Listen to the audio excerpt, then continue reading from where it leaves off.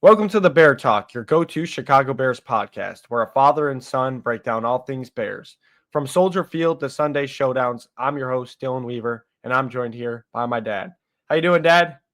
Doing great, Dill. How you doing today? We got another week of NFL football, Bears versus Ravens. It's gonna be a great game. Super excited about it. You think about my 15-2 record. This was one of my losses I had on the books. But based on our performance with our 4-2 start, seeing what the defense can do, even with you know, a, a Swiss cheese injury report that we have every week, I really think we got a chance today. So I'm feeling really positive, and not to mention, I just want to give a shout out to Caleb Williams. What a phenomenal job, not only he did last year, but this year. And I'm not talking about stats in general, right? Because a lot of people are probably laughing right now when I say that. I want to talk about that 2024 draft class and the number of games that they've missed compared to Caleb. He took 68 sacks last year, and like a Timex watch, took a lick and kept on ticking. And he's still going this year. And you look around the league at the Jaden Daniels, the Penix, the Drake Mays, all missing games due to injury. So shout out to Caleb for just being tough as nails. I mean, he's done a remarkable job. And I know, we ride him pretty hard, right? We don't look at him through rose-colored glasses. But he is tough. So, with that being said, and this game going today, and I think what's on the line, and they start that 10-game winning streak after their, comparably to their 10-game losing streak that they had last year after that 4-2 start. I think this is Caleb's game. The weather's going to be right, right? We got 0% chance of rain, only 3-mile-per-hour winds. It's going to be 60 degrees all day. This is Caleb's game to really throw up, 40 plus points this game. I'm excited. Yeah, no, I agree. We've been hard on him. Um, Definitely last week. I feel like I'm usually pretty ride or die with Caleb. I'll back him up till the nine. But last week, you know, every anybody could see it. He didn't play his best game, and that's all right. Just like Ben Johnson got the run game flipped when it wasn't going well, I expect the same thing this week with the passing game. Because honestly, it's a lot of little stuff. It's nothing, too crazy for him to fix. A lot of it has to do with just, some accuracy stuff. And, that just comes back to his footwork. And I'm sure Ben Johnson emphasized it this week, getting it back, realigned. Take your time, get your feet set, throw the ball, deliver on time. I think he's going to bounce back. But like you said, the guy is tough as nails. He was the most sacked quarterback in the NFL last year with 68 sacks. And he's cut those sacks tremendously in half. I Mhm. I, I forget what he's at, but I think it's in the low teens or high teens. It's really low compared to where he was at this time last year. But like you said, the one thing with quarterbacks is, sometimes, some of them, they're usually the weaker guys on the team where they don't like to get hit as much. And on top of it, they do have 300-pound linemen taking them to the Yeah. ground. So it's a lot different. But on top of that, the kid, you see him, sometimes you can tell it hurts. He gets up, he fights through it. That is one thing you can say about Caleb, and you can't argue against it. No matter what national media you are, the guy is tough. He can take a hit. He gets back up. He keeps fighting. I love to see that from our QB. But I'm excited about this game too. I'm going to be honest. I went back and watched, the Chiefs Ravens game, the Bills Ravens game, their first three games of the season. I kind of went back and looked at some of it, and even if Lamar was playing this game, I do think this game was still a winnable game. Now, does it make me a little bit more nervous about the game? 100%. But I do think this would be a game where the Bears still have a shot at winning this, considering how they've been running the ball. And then on top of that, the defense has been playing good for the most part ever since that bye week. So I did have a lot of confidence coming into this game. Obviously, now with Lamar Jackson out, I feel I feel really confident now, but you never know. We'll see what happens. It's going to be a good game nonetheless. Let's keep the win streak going. Let's get it to 5 in a row. But definitely excited. Let's hop into the injury reports. We'll start with the Ravens because it's pretty easy. But Lamar Jackson is going to be out after them playing with the injury report. I don't know. What were your thoughts on that? I know there was some crazy stuff that happened this week with their injury report and Lamar Jackson. Just what are your thoughts? I think, the Harbaugh brothers have a history of playing with the rules a little bit and bending them to their advantage. I won't use the word cheater at all, but I'm just saying, this is another prime example, where people are doing things they probably shouldn't do. And obviously, you'll probably bring up, but around the world of sports, there's some opportunity with leagues. Um, playing with point spreads and impacting, influencing the outcome of games, which is going to be a pretty big black eye for another league out there. But I think even this too, you got to think about it. Uh, this plays with lines, plays with spreads. It will be an opportunity, and it's unfortunate that people think that they gotta do that. But like anyone who partakes in these events, they always want to have the edge, or the house advantage, so to speak. But it's unfortunate that teams try to do that. Just keep the game pure, play it straight up, and let everyone go out there and do what they got to do. Don't try to take an edge like that. Yeah. Long story short, Lamar Jackson was a limited participant Wednesday and Thursday. And then on Friday, they went back to the injury report and made him a full participant for Friday, even though he was taking scout team reps, which is still third team reps. Scout team is third team, and you're pretty much helping out your defense. You're giving them a look of what the Bears are going to do, what their offense looks like as best as possible. And later on Saturday, about a day later, Adam Schefter came out and said that Lamar's now going to be ruled out of the game. And their NFL is doing an investigation on the Ravens. They could lose draft picks. Don't know the severity of the consequences yet, but I think they should be pretty severe when you're messing around like this, especially with a quarterback, your starting quarterback, and lying about him being a full participant or a limited participant. Um, and it's not like this is a first time coach. This is John Harbaugh. You've been in the league forever. You know the rules. They're pretty obvious. If your quarterback on your depth chart is QB1 and he's taking scout team reps, I don't think that's a full participant. And that's exactly what the NFL rule book says as well. So definitely we'll keep an eye on it. I'm sure we might even get a report during the game of what the NFL has come to in the game. I would not be surprised. Could be a longer process too of them trying to figure out how severe they want to handle this, but I do imagine it is going to be pretty severe for the Ravens because, like I said, you're ultimately, you know, one, when it comes to the gambling books, if you are a gambler, you're messing around with that and people's money who place bets. Um, in my personal opinion, that's why you wait till the final injury report comes out before you place a bet on any team. But on top of it, too, you're messing with your opponent who is game planning for the week.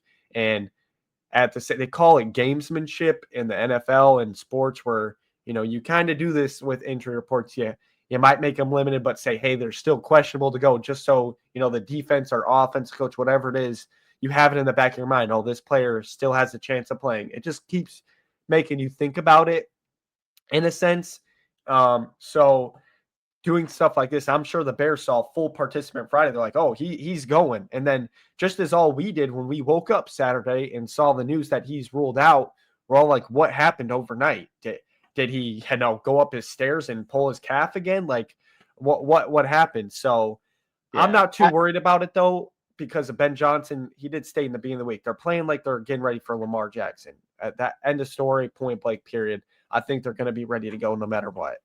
Yeah, absolutely. And I really hope Goodell takes a very hard stance on this, right? You talked about the average person who places bets, which this is one of the reason I don't bet, because there's too many things that happen behind the scenes and I don't trust it. So, and I work hard for my money and I want to keep as much as possible. But there's those who like to indulge in it. It makes the game a little bit more fun. They enjoy the outcome. But the part that I really want to focus on, and I hope the NFL and Goodell take this stance, is I think about the other players in the past, right? And immediately when I heard this report of what they were doing, and how it impacts things. I thought about Calvin Ridley, right? I mean, the poor guy was out, I think pretty much for the season. He wasn't placing bets on his team, to my knowledge or recollection of that event. And then they suspended him for like ever because he was participating in it. And this is a coach now, right? Someone in leadership of that position who's taken an unethical stance in this.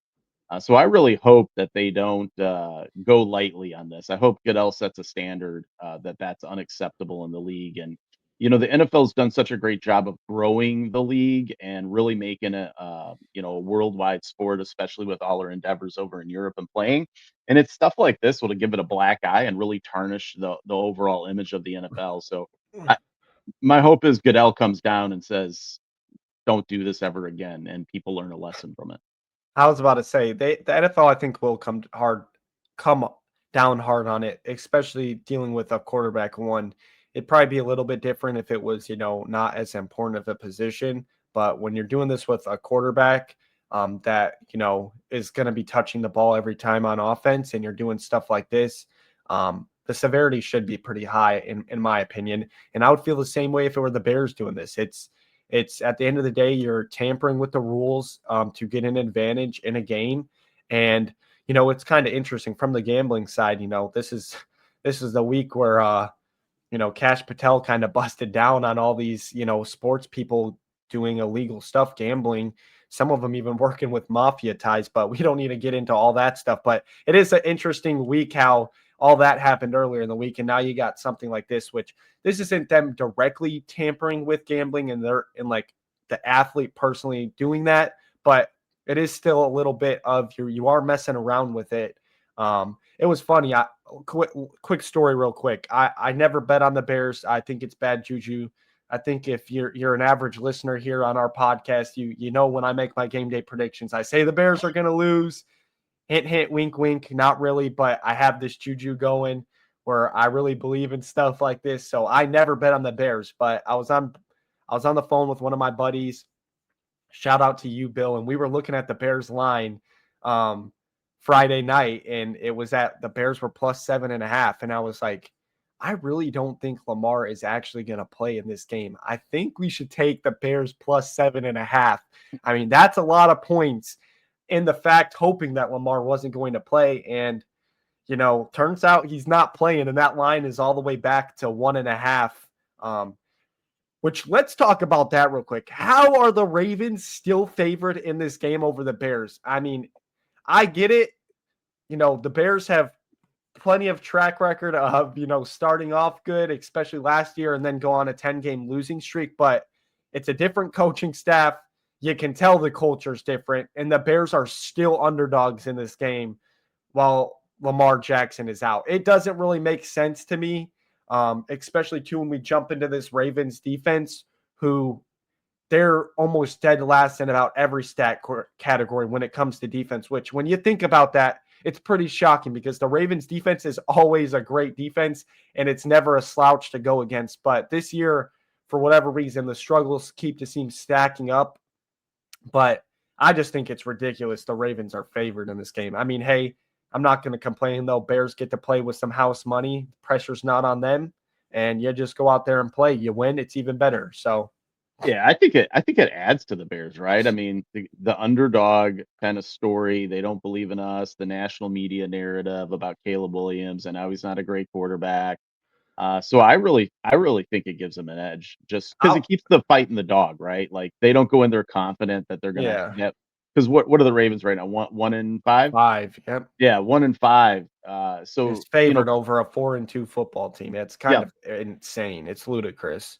and it's almost like the same effect we talked about last week, right? We were worried about the New Orleans Saints being a trap game. You came off that big win against the team before, and you think you might go in there with a little swagger and hey, we got this. We ain't got to prepare much. But I think this pressure keeps it in the advantage of the Bears, where they continue to act like the underdog and they come in there and continue to play their game and get better and better on each phase of it.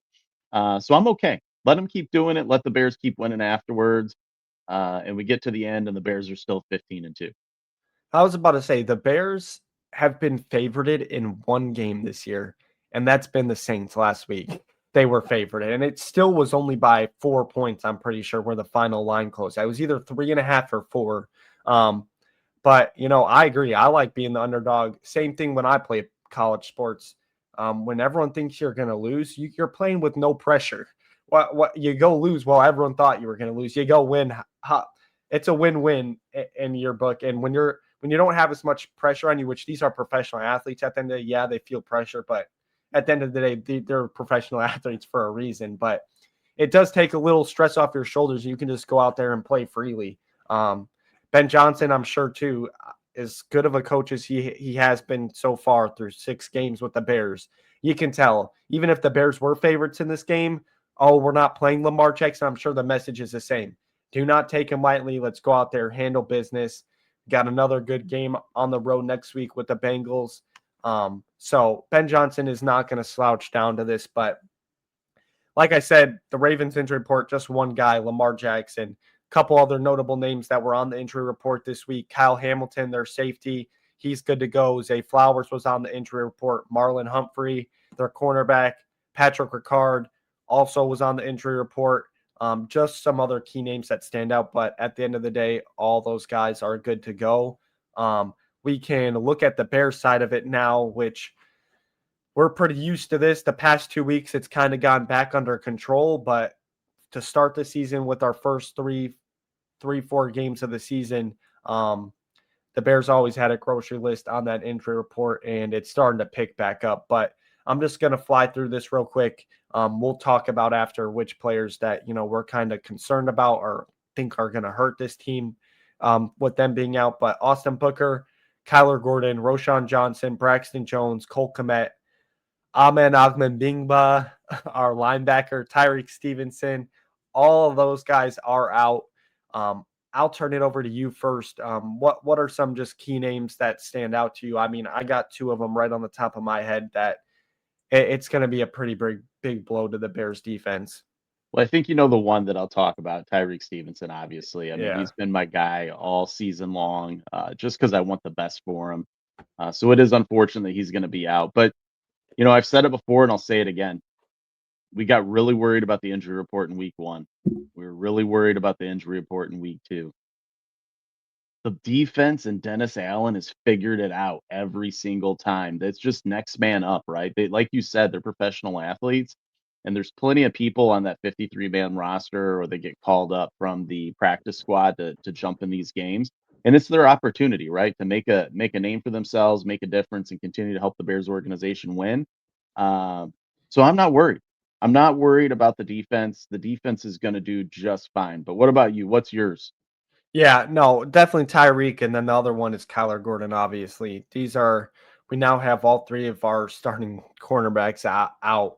Jalen Johnson obviously hopefully if the Bears are in that playoff hunt, Jalen Johnson, there's a good chance he does come back towards the end of this season, which if that happens, it could get really good for the Bears. But we're a long way away from the playoffs, and we got a lot of season left to play before we even can get into those conversations. But Kyler Gordon, Tyrique Stevenson, both of them being out, it hurts. And, Tyreek has been someone we definitely could rely on ever since Jalen Johnson's gone out. He definitely has been a guy that stepped up to the plate, done his job in guarding these receivers that he has gone against without Jalen Johnson. And then Kyler Gordon, I mean, I feel like we fully got to finally see what Dennis Allen envisioned with Kyler Gordon last week, where he's flying off the edge, sacking quarterbacks, stopping running backs in the backfield, laying big hits where he's getting penalties for just hitting somebody too hard. I mean, the Kyler Gordon one, it hurts bad. And part of it makes me think back is when Kyler Gordon and TJ Edwards are out is kind of when our run defense kind of, was getting yards, just ran all over them. But with TJ Edwards still being good to go, hopefully it doesn't affect the run game too much. But Kyler Gordon is a big part of it. And that's why he is one of the best, nickelbacks in this league. He lines up right at the line most of the times. And if he can sense it's a run play, he is coming flying off the edge, no hesitation. And 9 times out of 10, he tackles the guy behind him and he doesn't even know he's coming. That's how fast he's coming across this line of scrimmage from the backside. So definitely hurts to have Kyler Gordon out. Cole Kmet's another one. I just want to kind of shout him out. He played 90 games in the NFL. This is the first game he's missing in his career. He played 90 games in a row without missing a game. This is the first time he's going to be missing a game. Just kind of shows you how tough Cole Kmet is. Kind of like we were talking about in the beginning with Caleb Williams. Cole Kmet is tough as nails. He's played through a lot of injuries just to keep this streak going. So clearly, this back injury he was dealing with all week, it's definitely something serious because he didn't practice all week, and this is the first game he will be missing in his NFL career. So want to give a shout out to him. At the same time, though, I mean, this is National Tight Ends Week. I'll share a little parlay with you guys at the end of the show that I got for National Tight Ends Day, but I do think Colston Loveland. I keep saying it, and a blind nut finds a squirrel every once in a while. Eventually, I'm going to be Why right. not? This is going to be Colston Loveland. Good chance for him to step up and really show what he's capable of with Cole Kmet not being out there, because with Durham Smythe and these other backup tight ends coming in, they're not going to be running the routes. It's going to be Colston Loveland. He's got to step up this week. Can we see some Tyler Warren productivity out of Colston Loveland this week? Yeah, I mean, it's going to happen. It's a ticking time bomb waiting to happen. We talked about it. Alameda Zaccheaus and Colston Loveland in training camp, and not just against the Bears defense, against these they're called joint practices with the Bills, the Dolphins. Colston Loveland was tearing teams up in all training camp. It's just some reason it has not translated yet to the season. Part of that too could be he did miss 2 games with an injury. So it's more of probably just getting him consistently ready for each week. He is a rookie, but I do agree. We did take him over Tyler Warren. We need to start seeing some production out of him. But it's a matter of time before we do see him have one of those games that Tyler Warren's have. He's a huge weapon in this offense and can continue to be in this offense. But those are the 2 injuries that really stick out to me. DeAndre Swift and Cairo were both on the injury report as well that were going to be game time decisions. DeAndre Swift is confirmed good to go for the game late Saturday night. Adam Schefter tweeted that DeAndre Swift is expected to play, so he's going to be good to go. Cairo Santos is a little bit different.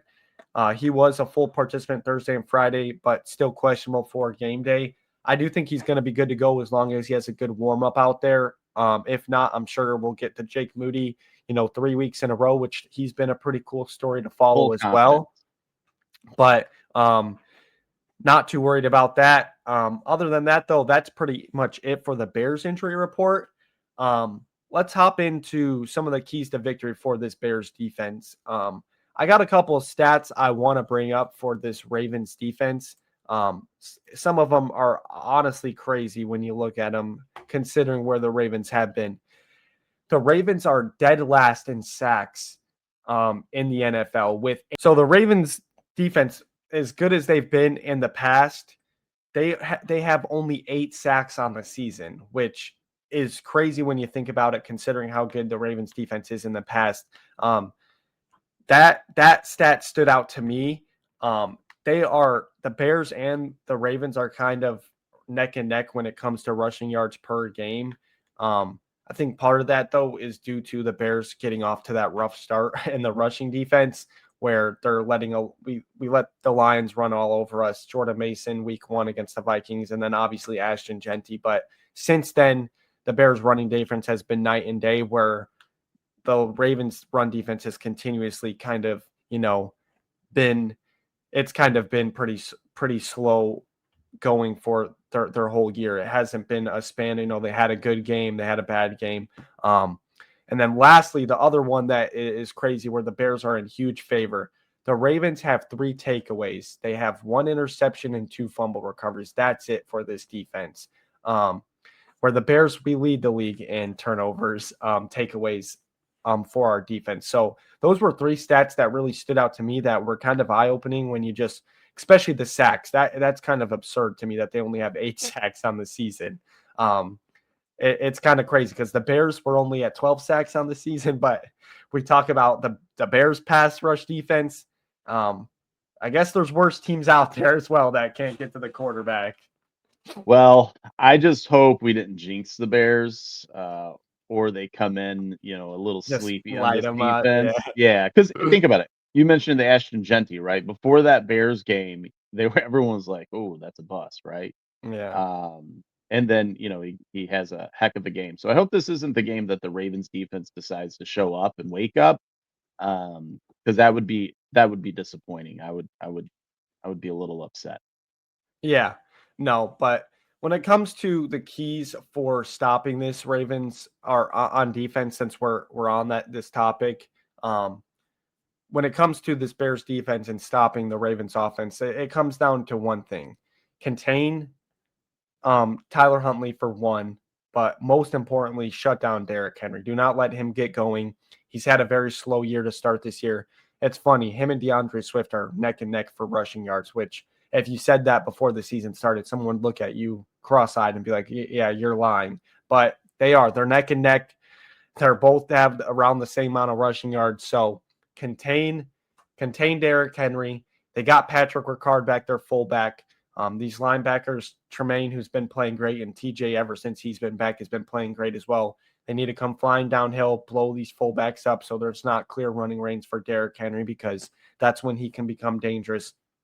As long as your gaps are filled when Derrick Henry's running the ball, you'll be all right. It's when you give him a little bit of room and he gets that momentum flying downhill with his big frame is when you can get in some trouble with him. But we need to fill these gaps, make sure they're, have good gap containment, as, Bears players or defenses like to call it. But those are the two keys, honestly. I'm not worried about their receivers, even with Tyrique and Kyler being out.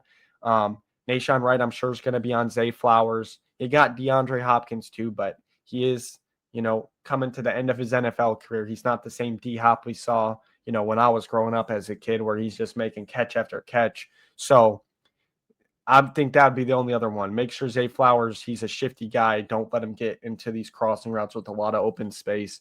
Other than that, though, I think those are the two keys for this defense. Just make sure you contain Derrick Henry and keep Tyler Huntley. He's going to scramble just like Lamar. Just keep him contained in that pocket. Definitely the two keys in my opinion. Yeah, I think the keys for me is we talked about the weather already, right? It's a perfect day for football, and it's the perfect day for Ben Johnson and Caleb Williams to be on the same page and really just send that ball downfield.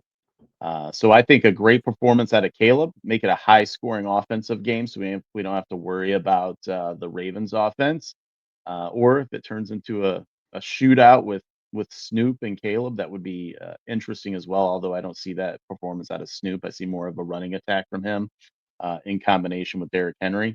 But overall, I think the big key is Caleb Williams this game, and we seen it in the first couple of games where he was doing his job, right? Scoring those touchdowns on the opening drives.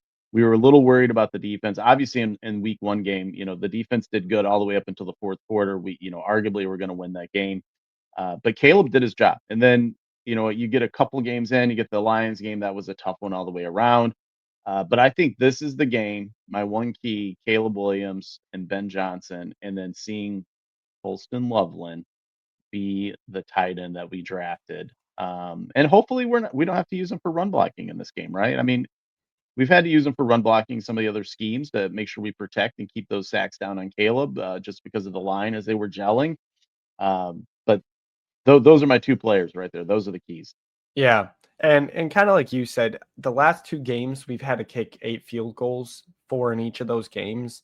And that's why I think the whole Caleb thing is getting a little overblown right now. He didn't play good last week. The Washington game, though, I think he played just fine.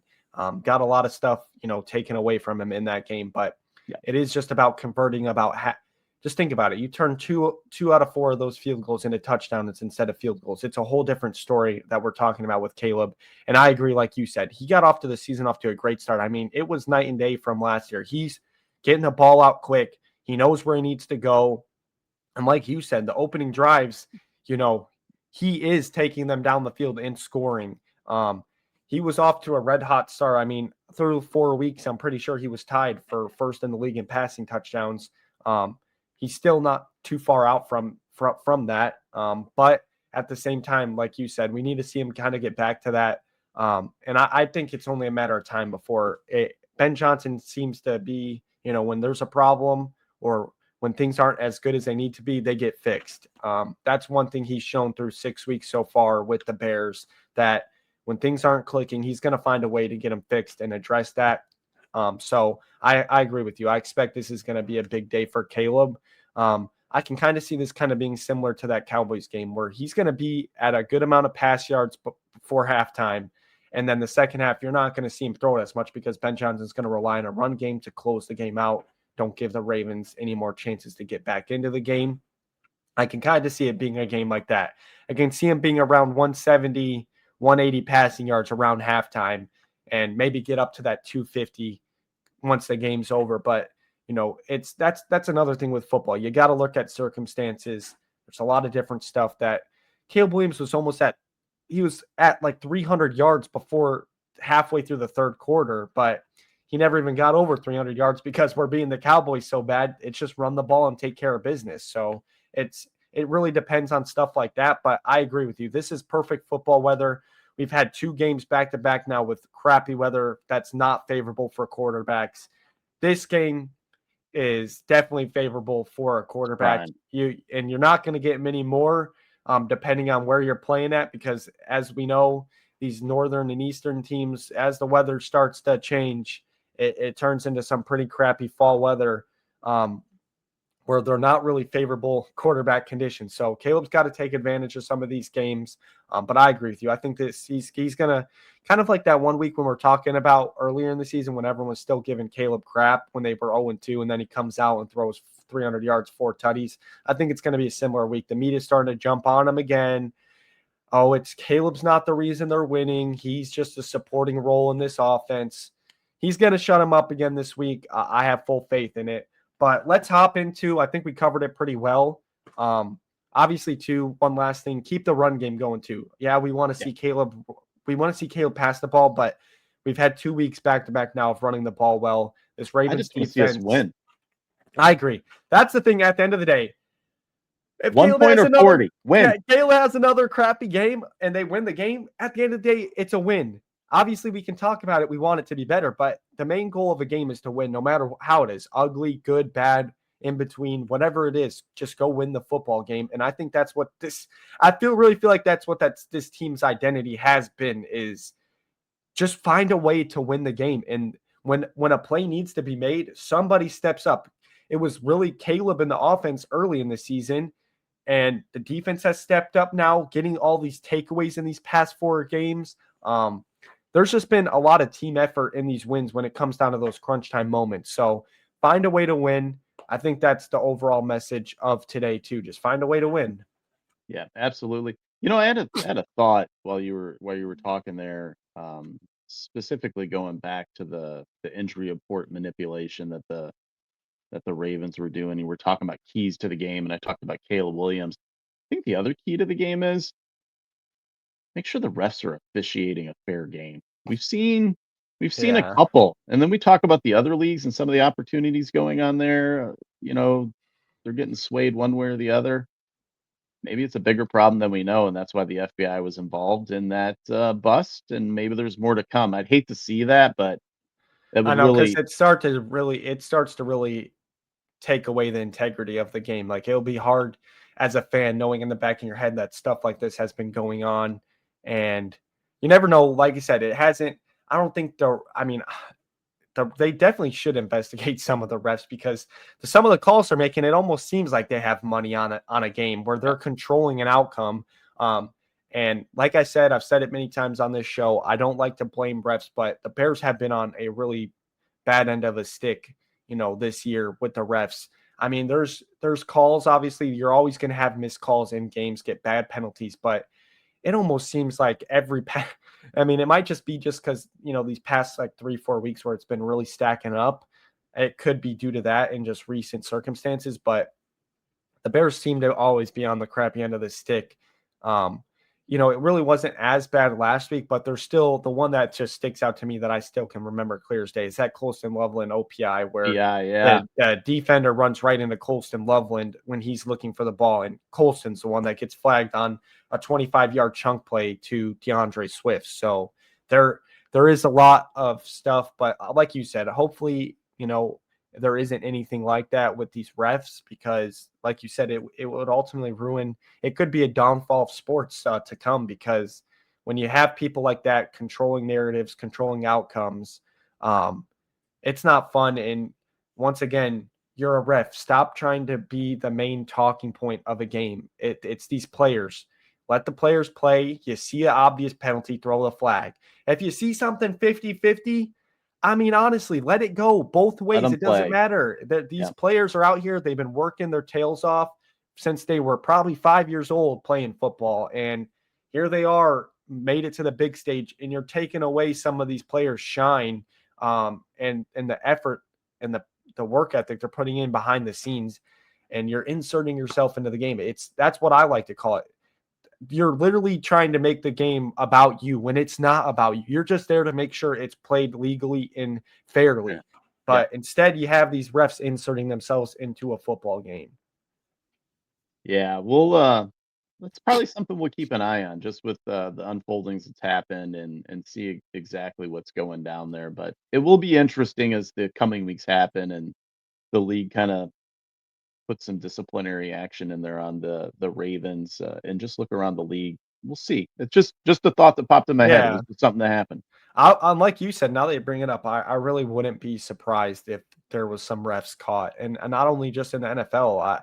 You see it at the college level too. I watch a lot of college ball on Saturday, watch some games, and you do see a lot of questionable stuff in there as well, where it's like, what are you calling right now? Especially in some of these bigger matchups where you know they don't want the favorite team to lose, and you see some really questionable stuff, and it does make you start to scratch your head, especially with what's been going on this week with the FBI cracking down on some of these players. I wouldn't. I hope maybe too they look at these refs. Everyone, every sport, look at them because they're. It If wouldn't be the first time that a ref has had an opportunity and been busted for it. I was about to say there. I remember watching that Michael Jordan documentary. They had a couple of refs on there that came on afterwards and said, "Yeah, I definitely called the way one. I called the game one way." That alone should get these people arrested. Saying a statement like that after their career's Yeah. over, like you shouldn't be able to say that. And I don't even know why you would say that because it isn't benefiting you. It really isn't. But enough of the ref talk, enough of the gambling talk. Let's get into our final segment that we always do on our pregame shows. Our MVPs, offense, defense, and our score predictions. I'll let you kick it off with your offense and defense and MVPs, and then also your prediction of the score in here. I'm gonna take the one before, and I know you say we normally can't do it, but I haven't done Oh it all my! year long. The past couple weeks, it feels like you're just right. You're right. You just keep taking what I want to say. I wanted to do the same That thing just this means week. we're here. We're Yeah, here. we're equal. Yep. I got to go Caleb Williams. This is his game, I think. We talked about the weather and how that's going to play out. We talked about the team, kind of the national narrative on him. I think this is his game, and I think it's going to be a 300 plus yard passing game with multiple touchdowns. And I wouldn't even go multiple as like in two. I'm going to go multiple to 3 or 4 touchdowns, and it could be 3 passing, 1 rushing. But I think this is a game, especially going against an opponent like the Ravens. I think this is going to be the game for him on the offensive side of the ball. And then on the defensive side of the ball, I'm going to go D line as a whole, specifically because of that Derrick Henry run game. I think they will be the unsung heroes. And I know all too often we don't call them out. But I think they're going to stop the run handsomely, and it's going to be a good performance by them. As far as overall score, 45-27. Jesus. Yep. 45 points is a lot. I I have a feeling. Yeah, I do kind of tend to agree. Obviously, like I said, you kind of stole my thunder, but at the end of the day, we're on equal. We both are kind of seeing the same thing.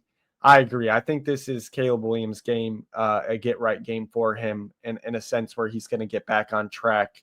Um, I won't take him as the MVP just because you said that. I'm going to go again like I did last week, Colston Loveland. I I did tell you I have a little teaser, so I'll just announce it right now. It is National Tight Ends Week. The past 3 years, when it is National Tight Ends Week, these tight ends do perform at a high level. I mean, it is usually crazy. I'm sure you'll see after NFL Sunday wraps up today, you'll see some crazy stuff by some of these tight ends. I have a little 4-teamer parlay for you if you are a little gambler out there, and you don't have to be a big gambler. $10 on this wins you $1,300. I got a Colston Loveland touchdown, Tucker Kraft touchdown, Dallas Goedert touchdown, and lastly I had one other guy in there. I don't know who it was off the top. Oh, Dalton Kincaid in the Buffalo versus Falcons game. $10 pays you out $1,300. If you want to sprinkle just a little bit of cash, and it is tight ends week, it's a little fun bet out there for you. And I do think the reason I have Colston Loveland as my MVP this week is I do think he finally finds the end zone this week, especially I'd love to have Colt Kmet out there, but with Colt Kmet not being out there, he's going to be in there probably 90 to 100% of these snaps. Cole Kmet's still been kind of getting the more snap share when they've both been playing. Cole Kmet's been in the higher 50s while Colston Loveland's been in the lower 40s. But now with Cole Kmet being out, we're going to see a heavy dose of snap production out of Colston Loveland today, which makes me think he's just going to be running a lot of routes. They don't have a good pass rush, so there's no really need for Colston Loveland to be in there blocking as much as maybe if they were playing the Lions and Vikings like they were week 1 and 2, where Ben Johnson clearly said they're going to be blocking a lot more than running routes. I think this is going to be a Colston Loveland game. I said it last week. Hopefully, the second time's the charm here, but I do think he's going to be the MVP. And maybe like you said 3 to 4 touchdowns. Maybe Colston Loveland's got 2 of those, but I think he for sure finds his end zone for the first time. They'll get that ball to the sidelines for him. He'll get to keep it. It'll be a good memory for him. But Colston Loveland will be my offense MVP.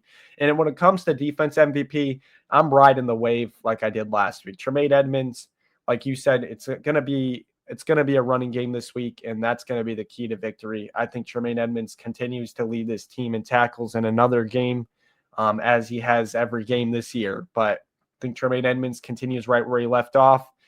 He's having a Pro Bowl year for sure, no doubt. I think Tremaine Edmonds is going to be the MVP again. It's kind of an easy pick, but I'm not really too worried about their passing game. So I don't think the cornerbacks, really are going to have that big of an impact in this game. Maybe later on they will when they have to hopefully start throwing the ball because the Bears are up by too much. And maybe Kevin Byard continues his interception streak. He leads the NFL in interceptions right now. Tremaine Edmonds leads the linebackers in the NFL with interceptions. So, but I'm going to go with Tremaine Edmonds. And I'm still continuing my thing. I don't care that they have a backup quarterback playing. The Bears are going to lose this game.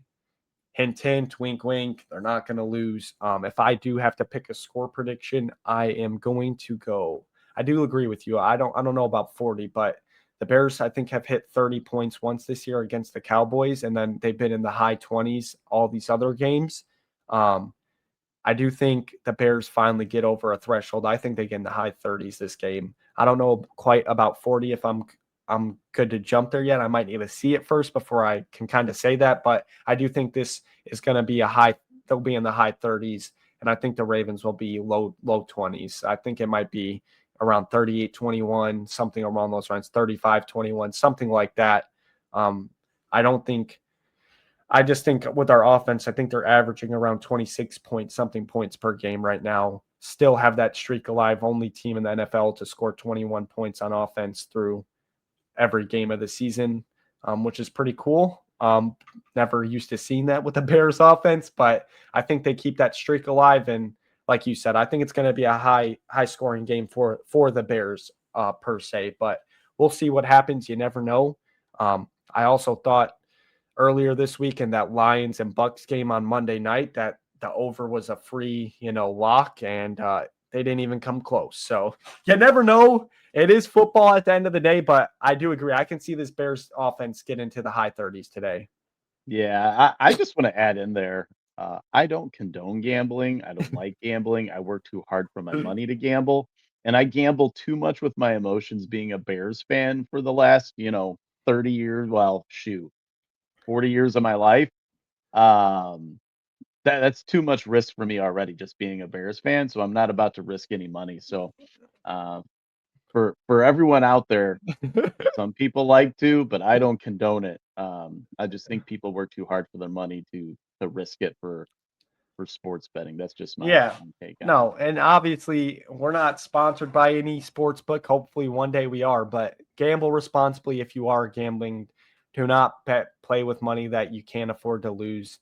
Um, like you said, you don't have to. I'm just, if there's people out there that do enjoy gambling, there's definitely some fun to have this week with the tight end, National Tight Ends Week. But gamble responsibly. That's the clear message. You don't need to gamble. If you want to, you can. But I think that will do it for this episode. It was a pretty lengthy one, to be honest. It was a good episode. I feel like was a really good one. If you're new here, don't forget, like, comment, subscribe, share the video as well with your Bears fans out there. We've continued to see, some growth on the channel, and we love it. We have all our socials in the description as well. You can go down in the description in the video. There's links that'll take you right to them. But if you don't want to scroll down there, we're the Bear Talk Show on pretty much every social media platform there is. Make sure to give us a follow. Check out our content. It's a good way you can stay up to date with us during the week, as we usually just do pregame and postgame shows that are on the weekend. So we appreciate all of you for listening. Please make sure we will have a post-game show as well, so you'll be sure to want to tune into that, especially if the Bears win. If the Bears lose, I understand, but whether it's good or bad, we're always here to cover it, break it down. That's what it's all about. But that'll do it for this episode. Make sure to tune into the post-game show after the show. But for now, Bear Bears down. down.